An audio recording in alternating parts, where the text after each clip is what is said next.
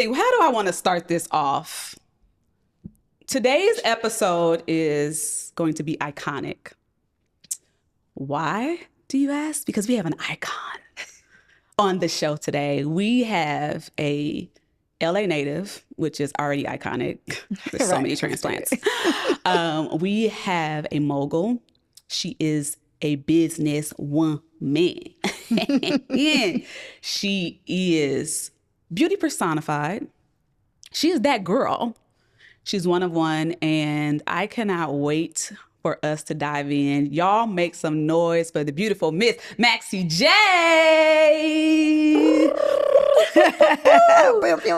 Maxie J. Hi, sis. Hey, girl. Hey. Hi. Thank you so much for having me. Thank you for coming on. Of course.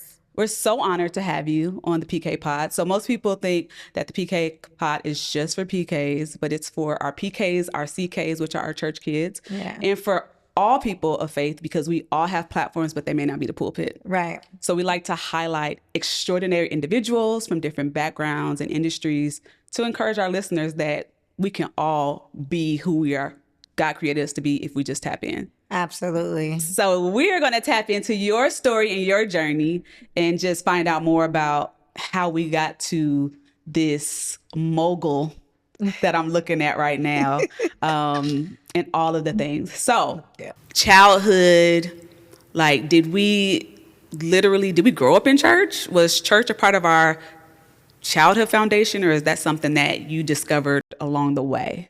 Well, I actually am a PK. My dad is a pastor. Yeah, he's retired now. He's almost 80 at this point. But yeah, he owned churches my entire life. So yes, I grew up in the church. Okay. And he was a pastor for 35 years. So, you know, it's like, I always say my dad reminds me of T.D. Jakes. Mm-hmm. When I listen to T.D. Jakes preach, he reminds me of my father so much. In my father's perfect world, I'll be another Sarah Jakes. I'll be out here, you know, preaching too. But I decided to do fashion for a living. However, I still I tell my journey, and I always lead with my faith first, because I really do believe that no matter how qualified and talented you may be, if God cannot trust you with the level of success you're working so hard for, then it just will not happen for you. I truly believe that.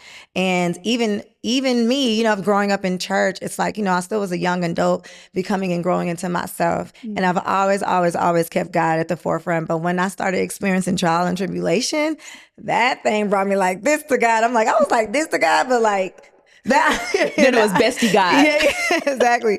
God became that bestie, and not just something that I knew that I had to, you know, that I was raised to acknowledge and praise. But it's like I started to really, really build my own relationship with God when I got into entrepreneurship.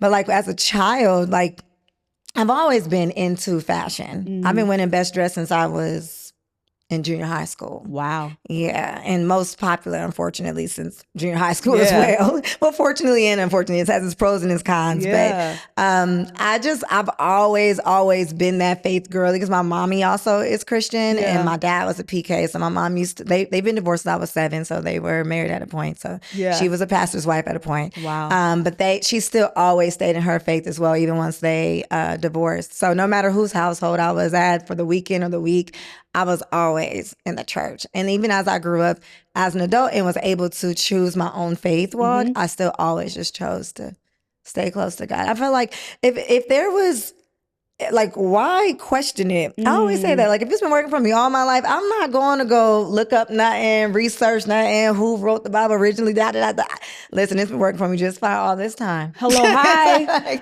I am not even interested I'm not even interested in anything else. Like, I know God is real. He's worked too many miracles in my life for it not to. It's impossible. Like, it's impossible for him not to be. So yeah, God has always been at the forefront, even since a child. I love that. Okay, so you and bestie God. Yeah, we are besties. When I'm talking about locked in, we are locked in. Y'all locked in since childhood era. Yes. You went in best dress. You went in Miss Popular. So when did you know, like, okay, me and fashion, we go together? Oh, real bad. Yeah. Yeah. So my first initial passion was dance. I was in modern jazz, hip hop, tap, all the things as a child.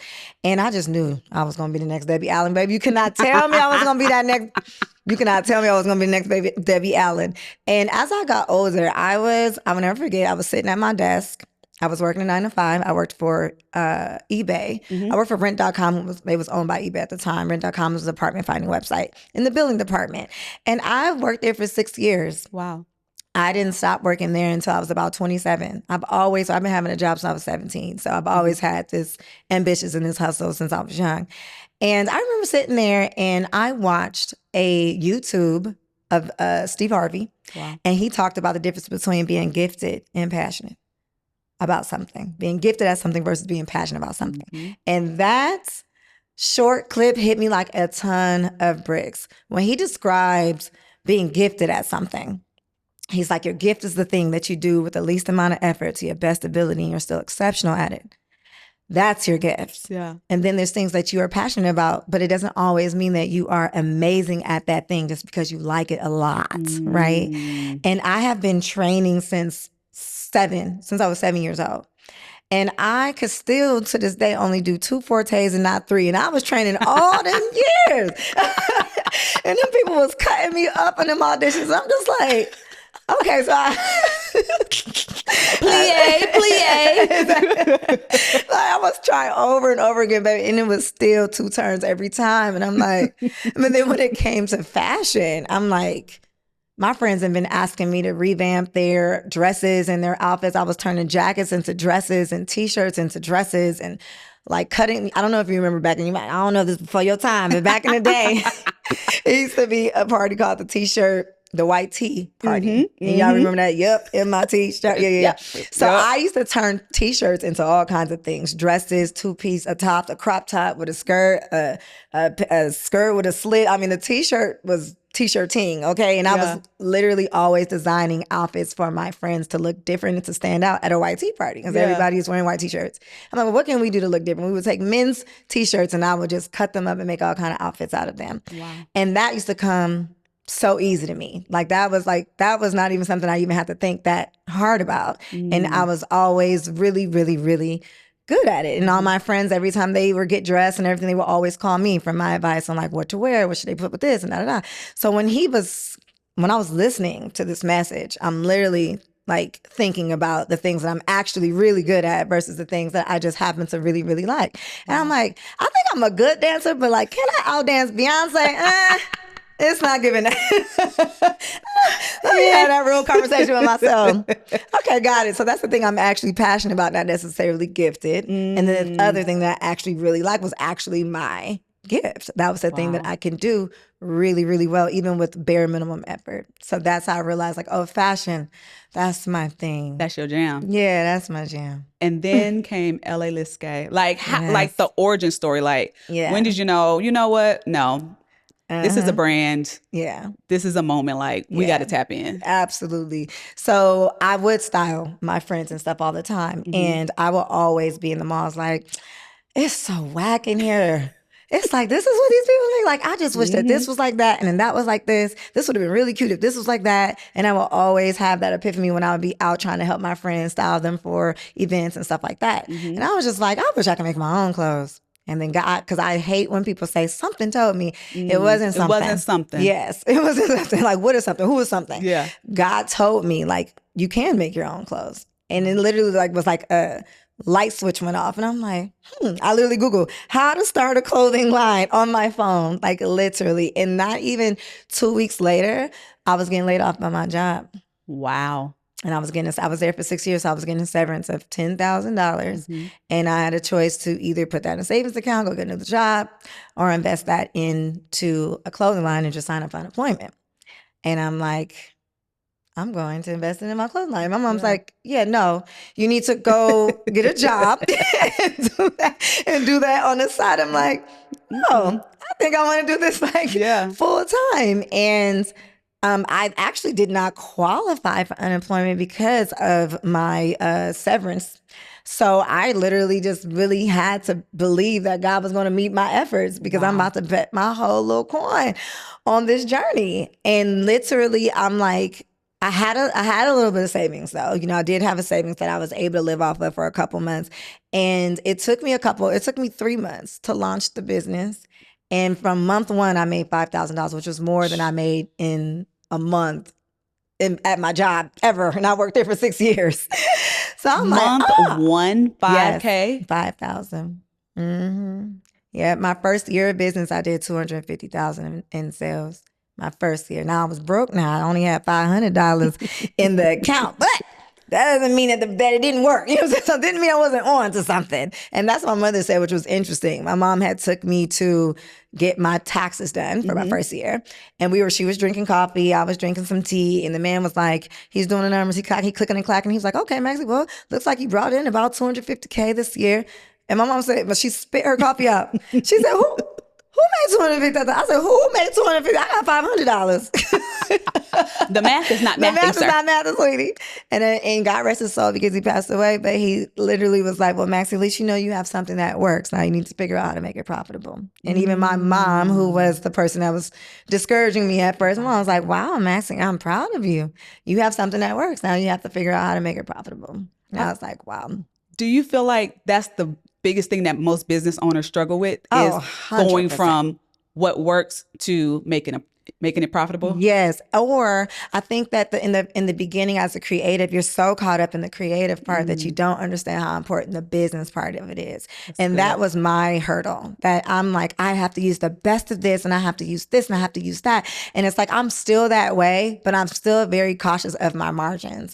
So it's like, I won't even put out the dress if it's going to cost me too much to make it because it has to be profitable. But back when I first was started, I didn't care how much it cost me. Even if I had to take a cut on my margin, I'm putting it out because it's beautiful and it's amazing and it was made with real silk and it has feathers. You know what I'm saying? It's like, it's like, okay, girl, well, there's other kind of silks out there that's not as expensive. You know, it's just ways to make sure that you still are putting out quality, but watching your margins. And I just didn't know how to do that in the beginning. Wow. Oh, but you mastered it now, honey. I mastered it now. Because we done went from 6 figures to 7 to 8 to beyond. And 10 years and counting still. Yeah. Like, Maxie, you killing it. Thank you. No, like. Thank you. We're at 7 figures. We're working towards 8. That's where me and God. Well, me and God working on that. But we are speaking into existence. In Jesus' name. Amen. All 2026. Because, and that's the goal. So thank you, sis. Thanks for speaking. Like, honestly, this is amazing. Thank you. And Thank you. I think one of the things that I really love about your brand is like, I can go there and find something that don't nobody got. Absolutely. And I pride myself on that. So thank you for also saying that. No, for real. Like, not a lot of brands want to be unique or different. Yeah. They're scared, which I understand because sometimes when you step out too far, it's ahead of people's comprehension of where fashion is going and you can possibly not sell it. You know what I'm saying? So you try to play it safe where it's like, I need to put out what I know people are going to buy. But then like, you know, that now puts you in the same lane as all of your competitors. And then when you're in a industry like mine that's very saturated, you got to be okay with gambling a little bit and putting out things that maybe might not be the most popular. But the girls will get it. The girls who gets it. It's a reward in taking the risk. Absolutely. Like, it's definitely a reward in taking the risk. It's literally a reward. And it's all about the marketing. You know, you might be stepping out on the edge, but if you market it right, the girls will catch you. Yeah, for sure. So you had a storefront. Yes. And then I had 2 of them. You had 2 storefronts. One on Melrose. They were both on Melrose. Were literally prime real estate. Yeah. Like, so if you're not from LA, let me just school you. If you ever have a store on Melrose, you are literally that girl. You made it from where you made it literally like that is like the Madison Square Garden for LA business owners. You had 2 storefronts on Melrose. They whipped my butt too. Wow. Girl, they whipped my tail. That's probably the most like I would say the hardest season of my business was when I had those stores. What made it challenging? Well, my first one did amazing and it was much smaller and it did really good. And that's what made me open up the second one. That was only up the street because we were falling out of the store because we were selling so fast and replenishing so fast that the store was starting to look too crowded and it wasn't looking like a store anymore. It's now looking like storage. That's Yeah. what it was starting to give. And I was like, I need space. And I need it quickly. My first year there was amazing. I went up the street, only like 4 blocks up the street. And it was still on Melrose, and it was huge. It was 3 times the size, double the overhead. And I'm like, I'm taking it. I need the space. I know I'm going to be able to make the money. God, please me, my efforts. I keep been doing all my career. We're going to get this. We're going to do this. Yeah. And I get down there, and it is crickets. The foot traffic on that end of Melrose was very slow, much slower than my first store. I was not experienced. I was only 3 years in the business when I did do that expansion. Wow. And I did not know in retail how important your surroundings are and like who your neighbors are. And if you guys can piggyback off each other's foot traffic and all the things. I didn't even know to look into that. I was looking at the store size. Wow. And I literally dumped my entire savings into that store. I believe I spent like $150,000 on that store. And it was beautiful. It looked like a Nordstrom's in that thing. And I was very proud of it. And it was also like my biggest mistake that I made in my business. I expanded too quickly. So I didn't realize how important it was that like sometimes your business might go through a season, and that doesn't necessarily mean that's your new norm. And you got to give it more than just a year to know that that's your new norm or not. And I didn't do that. I actually didn't even give it a full year. It took me 3 months to open up the store. So I really went in like 8-9 months. You know what I'm saying? 8 months is when I started to expand. I didn't even give it a full year, child. I was like, oh, gotta go. We falling out of here. We got to go up the street now with all the things that don't complement the business. Yeah, that's where I went. So I went there, I opened it, and I went from being able to like, you know, have a small team. I had 2 employees working for me at my last store, to just me working by myself. I was doing everything, shopping for the store, the customer service, helping the customers try it on, checking the customers out. And mind you, the store was like 3,000 square feet. So every time I was in the back of that store helping a customer try on, I just knew I was getting robbed blind. I just knew it. I'm like, I got nobody up there watching the store, child. It is stressful. And the sales had dropped drastically in half, and my overhead was double. So I was literally I was making $22K a month, but my overhead was $25,000 a month. So every month I was in the red. Every month I was in the red. And I was just like, it had got so bad that I was working myself to death, literally. Like I'm like getting emotional because that was a crazy season. I was working so hard. I was like losing mad weight. I could not even afford to like eat. I was choosing like inventory over like food. Yeah, I was busting my little tail, child, to where I was like putting myself in a hospital and everything. And at that point, I was like, okay, I have to make a choice. I either can walk away from this and try again, or I can keep working myself to death. And then I probably won't be able to be here to do what I want to do for my family. Because my whole reason why I wanted to be successful was to retire my parents. That was my entire reason. Like, yes, I love nice things and all the things, but my initial goal was to take my mom away from that paralegal job and to assist my dad. My dad is, he was already retired, but he was in the Army. So he was getting very minimal like money, to where he had to move all the way to the Philippines to be able to afford to have a decent life. Wow. I was like, I have to help him. I have to retire my mom. Like, she hates it at her job. Like, that was my goal. So I'm like, I have to try again. But I was really scared to walk away from it because I invested so much. Yeah. And I really didn't see how I was going to shake it back because I ain't had no money no more. Yeah. So I was like, God, this is where I really need you to show up now. Right. And, like, bestie God, ring, ring, ring. Hello, hi, it's me. It's your girl. Literally. And my father, oh my God, he was like he was my knight in shining armor. And he would always motivate me through my hardships and remind me that God has never taken his hands off of my life. And my dad would say, Maxie, I don't care how hard it is, you better sit Indian style in the middle of that floor, and somebody better drag you out of there before you give up. Like, just don't give up. He always used to tell me that his biggest regret was giving up on his churches and not trying again when he lost them. So he's like, if I could have done anything differently, I would have tried again and again and again until I got it right. And I'm like, Okay, Dad. And that's literally what happened. I was in the middle. That's a word, because I'm over here like, woo. That's a word. All of it is hard, like being broke is hard, having money is hard. If everything's hard, you might as well choose the one that makes, at least you can go to the spa when you're having a bad day, or, go on a little shopping spree, a little one too. Get a little caviar, a little chicken or something. When things, because all of it is hard. All of it's hard. You know what I mean? And so that's pretty much, that's what happened. So I did end up losing the store. Yeah. I was in 2019, and I moved all my dresses to my living room in my house. And I turned my car in, and I was walking, literally taking my packages that I was still being able to sell online. I was walking them to the nearest post office. I didn't have no car. And I was just like, God, I really, really need you to meet me somewhere, as I am discouraged and I am worn out and I am whooped, but I'm determined. Like, I'm not, I was like, my dad told me not to give up, so I'm not giving up. So literally, eventually, one of my manufacturers that I was working with, I literally had all of 2 weeks to figure this thing out. I said, ooh, them bills are still the same, baby. You know what I'm saying?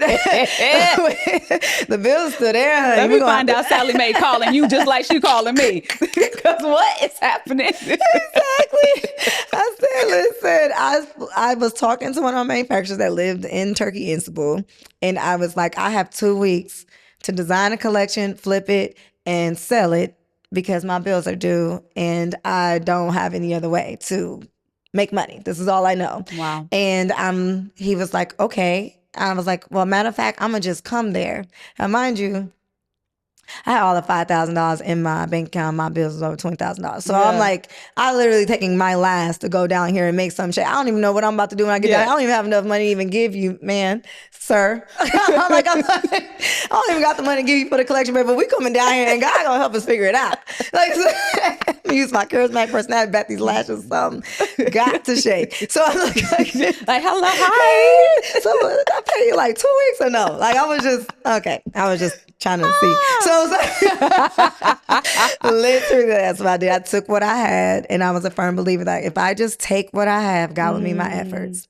And I took what I had, and I flew my butt down there, economy, so sitting between 5 different people, child, back hurting and all of that, on a 12-hour flight away. Stayed at a hotel, nothing fancy, and I designed a collection. We made samples. I had definitely had enough money for samples. And when he came to bring me my last round of samples, he himself looked a little whoops, like his little hair, because he wears his hair a little swoop, and that was like hanging off, and he was wet, his shoes was wet, everything. I was like, did you run here? You know what I'm saying? Are you okay? And he still, to this day, cannot lie. He's Muslim, and he's just like, I must tell you the truth. I'm losing everything. I said, you too? Sit down, child. Let's talk. Let's figure it out, baby. Okay, so he's telling me his thing. I'm telling him mine. I was like, well, let's partner. I'm like, I know there's a demand for manufacturers that are trusted, that you can trust, and that are lower cost. Because, at first I was manufacturing in the States, and it was very expensive to do. One of the things that I did to widen my margins was start to manufacture overseas. And I was just taking my chances on people. Most people are scared to do that. You don't know where your money is going, all the things. I just took my chances on this man. He had all of 30 followers on Instagram. I was like, well, FaceTime me, let me see your factory. As long as I see a factory, we're going to do some business. And that's what happened. And literally he's like, okay, well, partner. I was like, okay, cool. We literally just shook on it. So I said, I paused my business and I had him take me down to his factory. I marketed to my audience that I can help you start a brand. And since I'm trusted and people know I'm not going to, people know I'm a stand-up person. Like, I do right by people. I don't play around with people's money. In 1 week, I made $50,000 and started with 10 clients. I had 10 clients starting small collections, and we did that for a couple months. I saved my money up. I stopped manufacturing for other brands, and I relaunched LA Lisquet in 2020. Yeah, in September of 2020, I relaunched the brand. And from September to December, I made $400,000, which was double than what I have ever made in a whole year. Wow. And ever since then, we just been up and up, and now we're making $300,000 a month. Yeah. What in the Lady Gaga? What in the Lady Gaga? Maxie, there was so many gems in that. Like, you're going all the way to your manufacturer thinking like, okay, I need your help. When in all actuality, he needed your help. Yeah. And we helped each other. It was really, we started out with 5 employees and then we grew it to like 30. That's how you know it's God ordained. Yeah. Like he'll literally put you in a position where you are being a blessing to somebody and you don't even realize it in your time of need. Exactly. And baby, me and that one has been through it. That's been a journey all by itself. And that's a story for another time because I've been bored, y'all, with all the stuff that's happened with that. But that was tough too. You know, it was a lot of language barriers that was happening, misunderstandings, trust issues. I didn't trust him at time. He didn't trust me at time. We didn't have no contract. We literally just trying. You know what I'm saying? Yeah. Like we didn't have no options but each other. And that was in 2019 is when we met, and we still working together to this day. Now our work relationship has fluctuated, you know, so over the years. Over like 2 years ago, we had stopped working together. I walked away from the factory because it was just too much drama. We started working together about a year ago, and it's been a little bit more healthier, you know what I mean? But I no longer have all my eggs in one basket too. I've also learned that, you know, with that situation, that like just in case you and a business partner or somebody that you are hiring to run your manufacturing facility, if it doesn't work out or if it's not going your way, you need to be able to have a plan B, C's, and D's. And I only had a plan A. Yeah. So I had to take some losses with that too when I decided to walk away from that. And I wanted my peace more than the business. And it took me several months to get other manufacturers to work with me at the capacity that I was used to operating at with my own factory. He went through some things, lost some things, and he ended up coming back like, you know what? I feel like the devil came between us a couple of years ago, and I really want to try this again. And he apologized, and I gave him another chance. But this time, he's not my only, manufacturing facility. I work with several. It's the only one that I own myself, but I actually work with several just in case for several reasons. Not even just if business doesn't go my way, but Turkey has holidays when China doesn't, and Pakistan has holidays when Turkey doesn't, and so on and so on. So I can always be able to operate no matter who's on holiday and who's not. And so that situation taught me that as well. And that's why she's the mogul boss that she is. Because didn't nobody think about that but you, Maxie. So how do we get the money to flow 365 with no delays? Right. Yeah. Let me diversify. We love it. We love that for you. Thank you, sis. And so you just had your 10-year anniversary, this major fashion show, which everybody wanted to be there. All the who's were there. Yeah. I mean, you had the Combs twins in the LLSK, and they looked like little young down, ladies. Baby. I said, let me find out. Oh yeah, they're grown. I remember when my best friend Simone is like family to them, and that was who connected me to them for them to walk in my show. And I was like, yeah, can you get the girls to walk in my show? I think they would do amazing if they opened up for me. And she's like, yeah. I was like, let me design something that's, classy and cutesy and very appropriate. She said, girl, them girls is grown. You know what you talking about? I was like, oh. Yeah. I don't know why I was looking at them like they were like babies. I need to put a little bow in their hair and stuff. And they ate down. Ate it down. Oh my God. Like, how did it feel just knowing like you went through all of the things that you went through over 10 years and now to have literally this dream fashion show where people are literally coming to celebrate who you are and the importance of your business and your baby. Yeah. It's an overwhelming feeling. Like, I was backstage, like when I was watching the girls like walk, and I'm seeing the people, I'm peeking through the thing, I'm seeing the people's like reactions. I had a promo video that played that like where I did like a recap of my story, like in a nutshell. Talked about my 10 years in business, like a debrief of it, not too like detailed, but I hit, certain nails. That was my biggest milestones in my business. And like just watching it and watching people's reactions to it, and like the crowd just looked so inspired. And I'm like, yeah, God, that's what you put me on this earth to do. Wow. That's what you put me on this earth to do. Like, and that's one of the reasons why I'm so transparent about my journey. I've always been that way.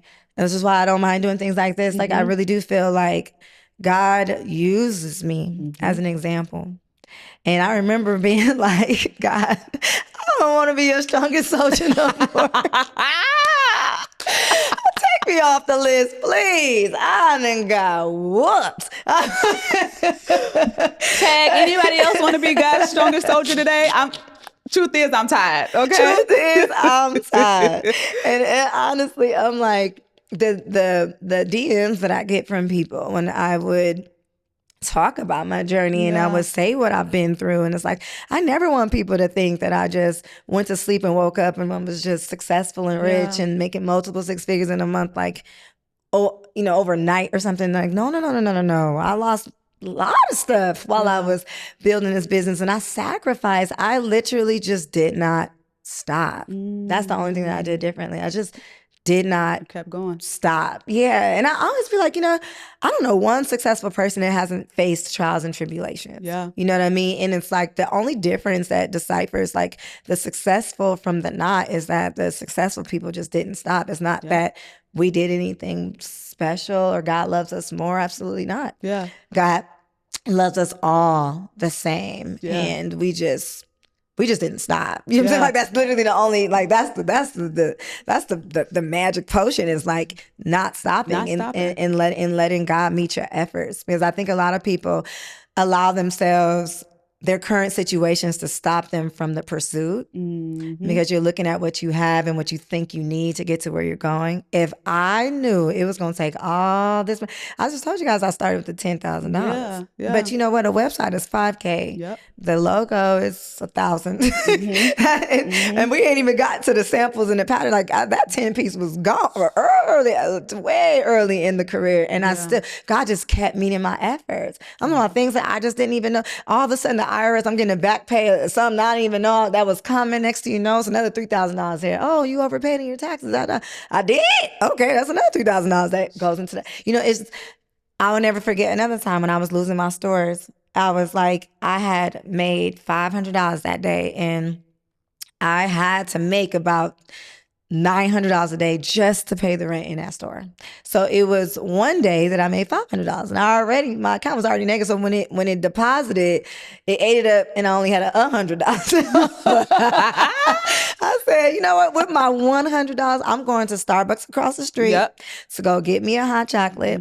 And I'm walking to Bible study up the street from my store with my now, $95. And I need to hear a word because at this point I need a miracle. Wow. And I remember hearing the word, feeling moved that I gave my whole $95 to the church. Wow. And I said, God, I need a miracle at this point. I did all I can in the flesh. Like, I just don't even know what to do. And I'm just bawling, crying. I'm like at the pulpit, like crying on my knees. I get up, I go to work the next day. Same old, store is slow as molasses. I'm like about to close. It's like 10 minutes before closing. And this woman just comes in with her man. She's like, please don't. I traveled here with no suitcase and my new boo thing. Like, I need some clothes. I'm like, okay, come on in. She bought $10,000 worth of stuff. No. The very next day. Nobody cannot, when I say nobody cannot tell me that wasn't God, that was my first time making $10,000 in a day. That was my first time. I'm literally, I'm showing her all kinds of stuff. I'm like, girl, you need this, you need that, you need that. But I'm like genuinely like dressing her like according to her personal style. She showed me her Instagram and I'm just like, oh, you're going to eat in this, you're going to eat in that. Like my talent really showed through at that time. Wow. And she don't even know. Like we still follow each other on Instagram to this day. She don't even know how she saved me financially around that time. Like I'm like, I needed that cash injection at that time. I mean, I still ended up lose the store after that, but that carried me over to the next month. That gave me another month. You know what I'm saying? to figure it out. That was God literally showing you like his way of sustaining you. 100%. I'm like, that's why I just research what, figure out what for what. What are y'all talking about? God is real. Okay, I don't care what nobody say. Yeah. That's the post. That literally, is it. That's the post. God has showed up for me too many times in too many ways. When it was beyond like what I can do for myself. Yeah. There's just no way that like it was just beyond. Like I couldn't even give myself that credit. Yeah. You know what I mean? So it was something you said early on about your father, his teaching style reminds you of Bishop T.D. Jakes. Mm-hmm. I remember, this was recently, Sarah wore one of your suits. She did. I was like, wait, hold on, let me pause. And I'm not fangirl over many people, baby, but I said, out. let me find out that Sarah know what's up. Let me find out she know about the LA gay, honey. I said, what? Yes. I have to ask you. Oh my God. Being the PK girly that you are. Sarah Jakes has entered the chat. Exactly. Like, what do we do? Like, oh my Lady Gaga, like, what? She is in LA gay. And I have had so many celebrities wearing my brand that I was grateful. Like, thank you. Mm-hmm. When I saw her, I was like, oh, chest about to pop out my thing. Like, she has no clue how much her sermons and her father's sermons got me through entrepreneurship. Wow. It was so much of a moment for me that I had my team draft an email campaign to my whole entire community. Wow. Of over 150,000 subscribers to tell them people how a fangirl damn I am that that Sarah has worn my stuff. Now, I know we didn't have some celebrities and stuff, but this it was a full circle moment for me because there were so many different sermons that her husband and TD Jakes has preached that gotten me through some of the hardest times of my career. Yeah. So to see her wear my designs, I was floored. I could not believe my eyes. I know you was. And Jay Bolin is her stylist, and that's my boy. Yes. And I was like, thank you for thinking of me. I'm so grateful. That was she's literally... That was the moment. That was the moment. That was like, and you know what's so crazy is that like, being from LA, you already know we're not impressed with the celebrity thing because we grew up around it. I tell people that all the time. I'm like, the implants got y'all confused, okay? Because people from here, we are not phony. We're raised to be very real and authentic. Yeah. Like you know that word weirdo?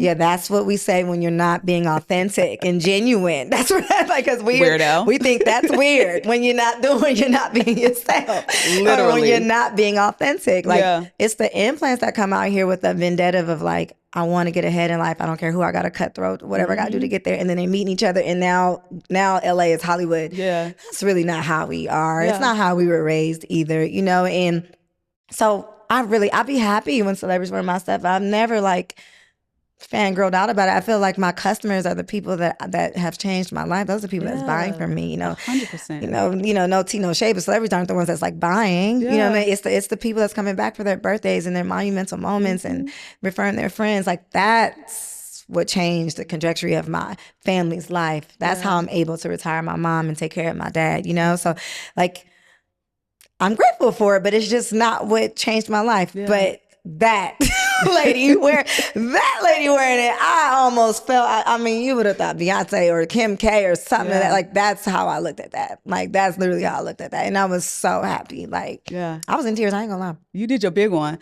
Yeah, I was in tears. Honestly, I was so happy that Jay Bolin, like, literally, I was like, thank you, Jay. And number two, I'm like, Sarah's the perfect girl for this. Perfect girl. Like, literally, I'm like, this is a suit that she literally embodies. Yeah. So that was the perfect, she like, ate pairing. That olive suit right on up. The hair was laid down, the hair color, everything. I mean, everything was good. It did what it was supposed to do. It did what it was supposed to do. Right. I always tell her too. I'll be DMing her when she be on camera. I'm like, I'm trying to listen to the word, but the hair is doing what it's supposed to do. It's doing what it's supposed to do. The look is looking. Maybe the boot is booting. So what was that? Let me rewind it because I missed the word. I didn't miss what was said because I'm just like, yes, honey, yes. Okay, so let me ask you this. Dream world. If you could design something for Sarah to wear at the Met Gala. Yeah. Oh my God. Like, what would that look like? Like, oh my God.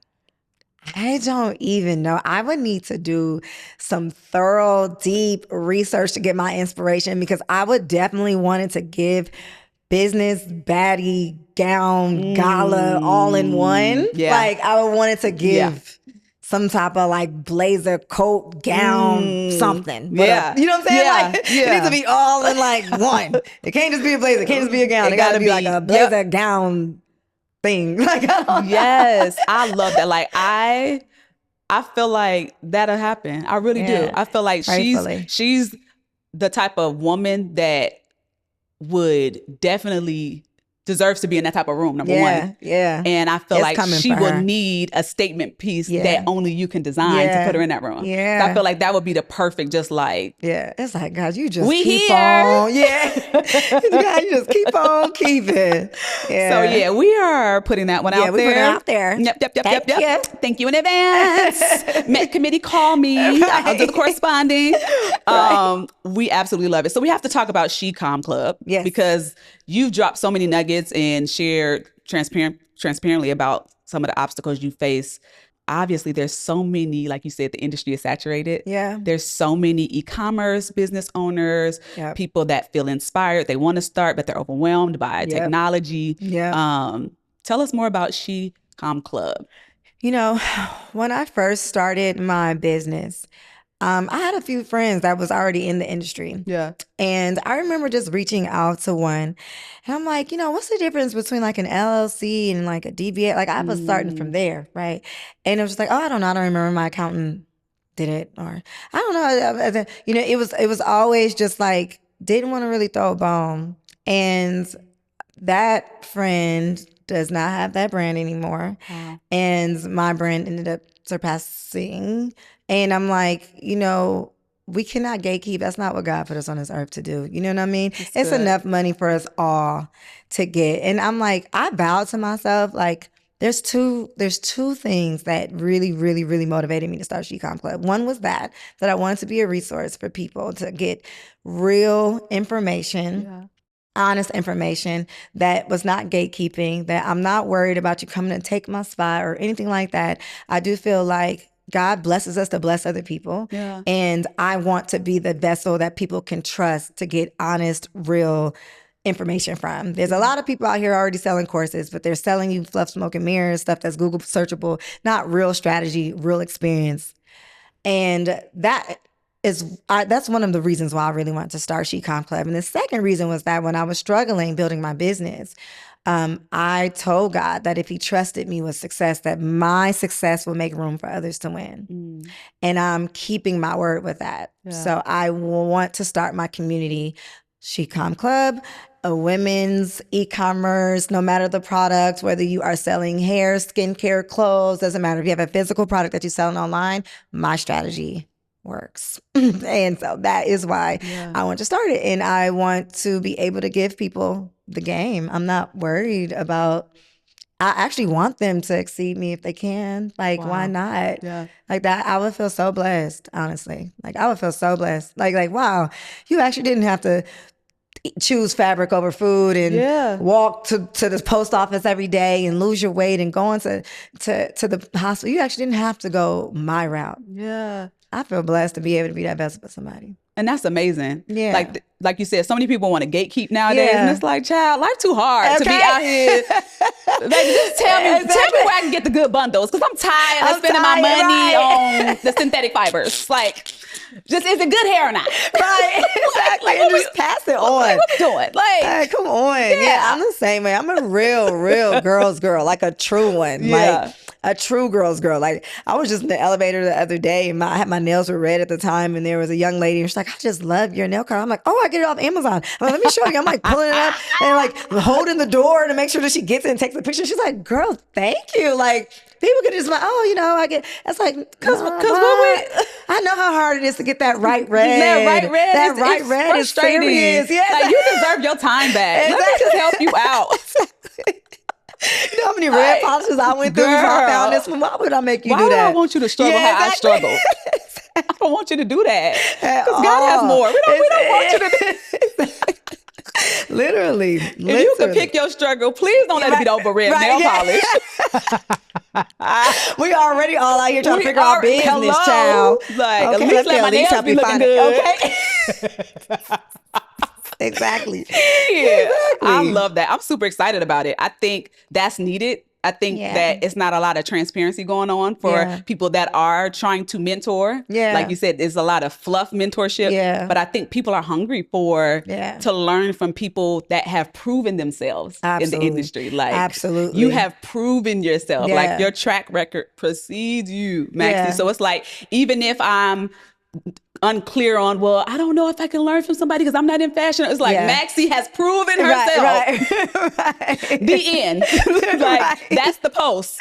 Proven by Maxie. That's the post. So I absolutely love that. I absolutely love that. And I know you about to kill it with that too. Oh, thank you. I cannot wait. You don't have I'm dropping it in January. I cannot wait. I've been working on it all year. Exactly. I do not have step, which is why I have not launched it yet. I'm like, it needs to be perfect. And it's still not perfect. Yeah.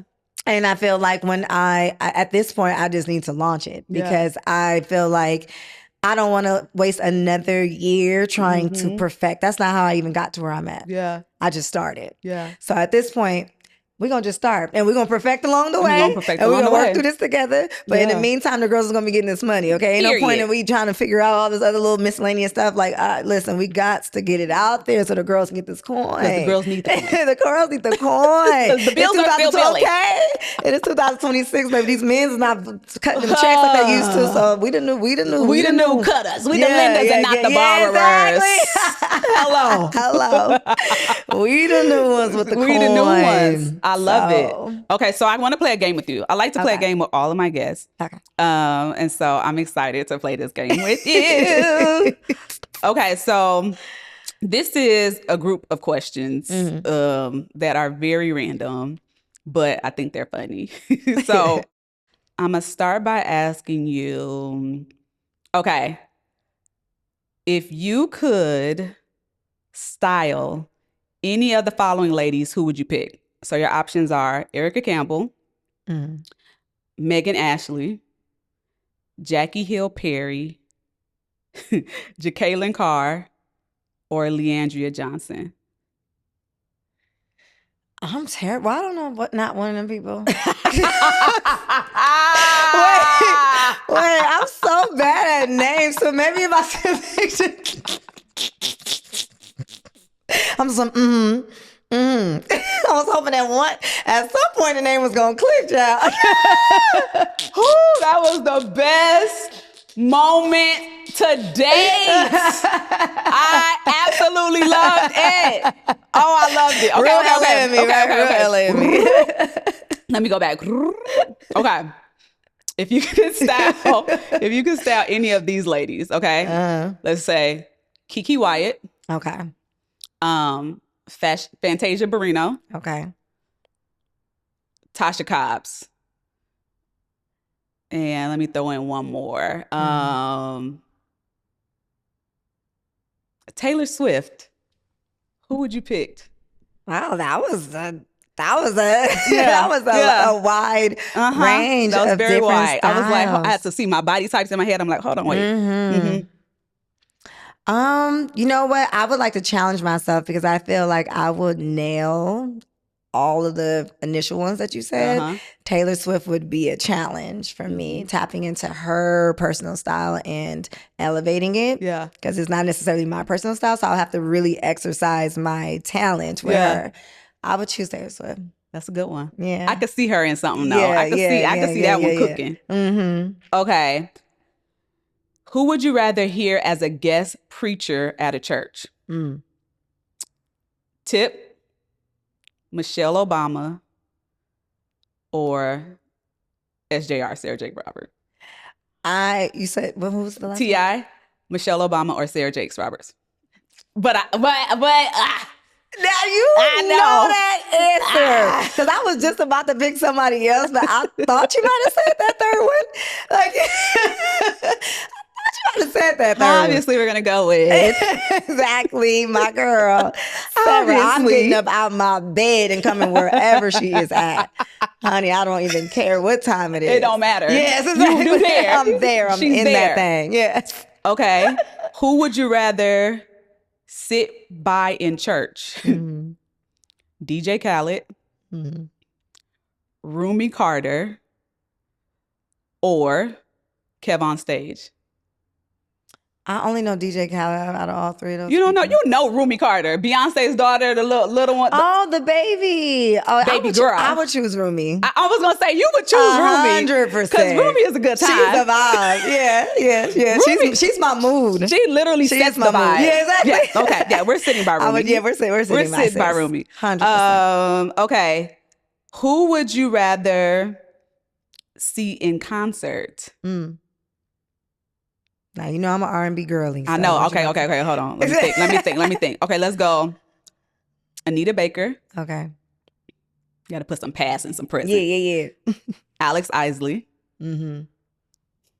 Johnny Gill. Mm-hmm. Or Music Soul Child. Wow.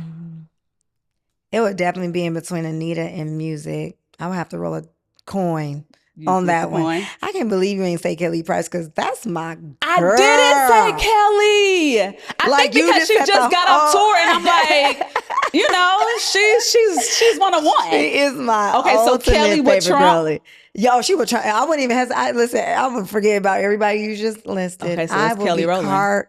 No, I'm talking about Kelly Price. Kelly Price? Yes. Kelly Price? I love her music. I did not know. See, I'm out here showing these people that I'm 38. That only real ones know that Kelly Price is legendary. Yeah, no, for real. Like she's 100%. One of one. One of one. Like that Vocal Soul of Bible. a Woman album, like back to front. I know it from front to back to front. Kelly Price, we actually need a concert from her. Like 100%. That's what I said. Kelly, where you at? Where you at, my girl? Because the people need just a pop out. Yeah. Just a quick 1-2. Just a little 1-2. Okay, Kelly. Yep. We love that. Okay, my last question. Would you rather walk around for offering or pay electronically? I pay electronically every time, child. You don't want to walk around and show them what you're wearing? I just feel like it's the fashion show part. Like we want to see what Maxie got on. Because honestly, I wear sweatsuits to church. Okay. All right. I'm trying to be decked up. Okay. All right. That makes sense. I ain't trying to show my little aloe sweatsuit, y'all. Y'all gonna be like, big deal, girl. Doo-doo. Right. And cents, right. Noted. Oh my God, Maxie, this is so fun. I could talk to you all day. Me too. Because literally you are a girl's girl. Yeah, you have a similar personality. Yes, you get it. Thank you for coming on the pod. Of course. Thank you for having me. Tell the people where they need to stay connected with you, Chad, because you got a lot coming up. Okay. Well, my personal Instagram is Maxie J Official. My brand Instagram is LA Liscay. And then, of course, please follow me on She-Com Club because I am launching my mentorship program in January. Listen, y'all, show some love for the legendary, the lovely Maxie J. And until next time. Hey, friends. Thank you for tuning in to the PK Pod, where we highlight incredible PKs who might have a platform, but it may not be the pulpit. Be sure to follow us on all social media platforms, TikTok, Instagram, to stay connected to weekly episodes. We will release it here first. Make sure that you're connected.